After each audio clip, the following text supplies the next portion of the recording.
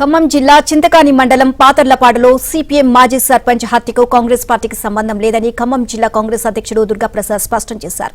Deputy CM నియోజకవర్గంలో ఎన్నడూ ఇటువంటి హత్య రాజకీయాలు జరగలేదు అన్నారు.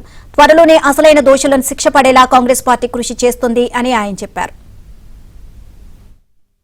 ఇది కాంగ్రెస్ పార్టీ వాళ్ళ వలనే జరిగిందని చెప్పేసి ఆరోపణలు చేయటం చాలా విచారకరం, బాధాకరం.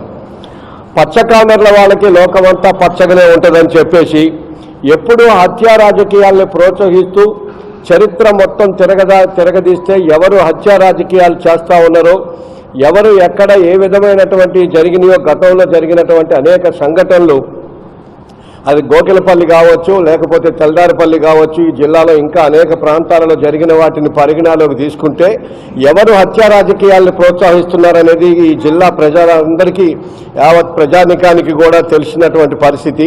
మీకు కొద్ది రోజుల్లోనే మేము ఆ దోషుల్ని, నిజమైనటువంటి దోషుల్ని పట్టి మరి వారికి తగిన శిక్షను విధించే విధంగా కాంగ్రెస్ పార్టీ కూడా ప్రయత్నం చేస్తుందని, దయచేసి మరి రాజకీయాలని ఈ శవ రాజకీయాలుగా మార్చొద్దని